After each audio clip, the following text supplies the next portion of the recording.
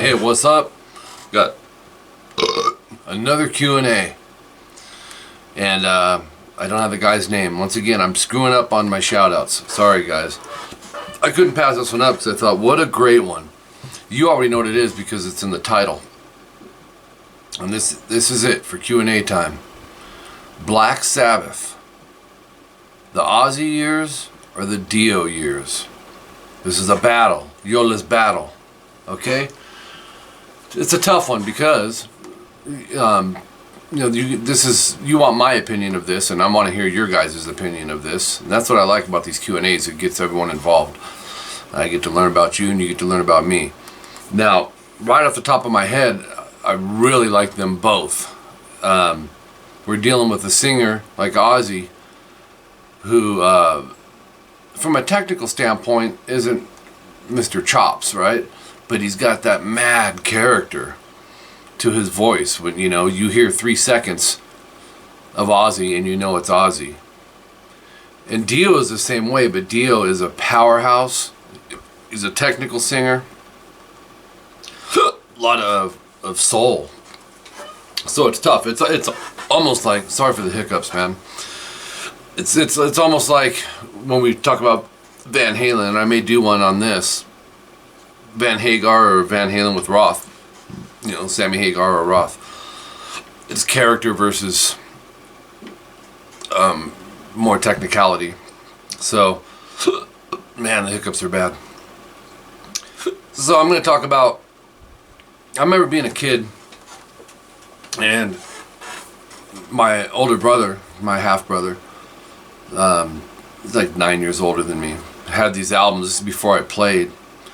And he had Never Say Die, which had Ozzy on it, but he also had the Dio stuff, Heaven and Hell and all that. And this one's really tough for me. I mean, to sum up what I like better, it's probably going to have to be a tie, Dio is one of my all-time favorite singers. Maybe I'll give it a 0.5 above Ozzy, but I've always loved Ozzy's voice, man. Especially, the Randy Rhoads years when Ozzy went solo. I loved his singing on Diary of a Madman and Blizzard of Oz and Bark at the Moon, which was with 𝐂𝐄𝐒, of course. But, you think of the songs that Dio, and I also remember my older brother having a Rainbow album, with Dio on it, with Long Live Rock and Roll and stuff. Just good stuff. Some of the songs that Ronnie did with Sabbath is, I pulled it up here just so I wouldn't have to try and remember it. Neon Nights, Lady Evil, Heaven and Hell, Die Young, The Mob Rules. Oh man. Mob Rules is so cool. Just so heavy in your face with a powerhouse singer like Dio. Come on. And Sabbath had gotten other singers, if you remember back, even after Dio was with the band, and the singers that they got were all good singers. I want to say they had Joe Turner even at one point. I could be wrong on that. I wonder if it says down here. As far as members, no, this one doesn't. The Devil Cried, Children of the Sea, Voodoo, Turn Up the Night.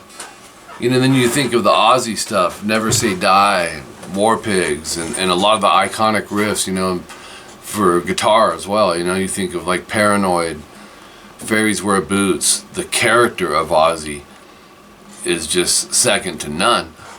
So it's really tough for me. Sabbath, to me, when they had Ronnie, were heavier. But maybe that was just the production of the times, and with technology getting better, the quality just got fatter, But Sabbath with Ozzy was extremely heavy too. It's just the production. If you listen to early Sabbath, I'm talking early days, our technology for recording wasn't super clean, and the distortion wasn't that fat Mesa Boogie sound, in the Ozzy years. It was more kind of mid-range, tinty, still heavy, but heavy for the time especially. But when you compare them, to the Dio years, it's just the sound got heavier. Does that make sense? So anyways, Go ahead and let me know what you guys think. Ozzy or Ronnie Dio for Black Sabbath? What's your favorite songs from Ozzy and your favorite with Sabbath and Dio with Sabbath? And they obviously both went on to have phenomenal solo careers after. It's like Sabbath was the, what's the word I'm looking for? It ain't gonna come to me. Springboard, so to speak, for them. And kinda, you know, Ronnie was with Rainbow as well, but which was huge. So that's kind of where I'm at with it. So let me know what you guys think, because I do want to know, and I do read your comments. I try to read all of them. And sometimes it gets overwhelming, but I do want to know, and that's what these Q&As are really about. I really try to just get your guys' opinions and feedback, and it's cool. We all get into these discussions. Be sure to subscribe. You'll see right over here. Boom. See the subscribe button there? Take a second. Do me a favor. Sign in and click subscribe. It's the only favor that I'll ask you to do. All right? Subscribe to the channel. If you're a subscriber, you can send me your Q&As.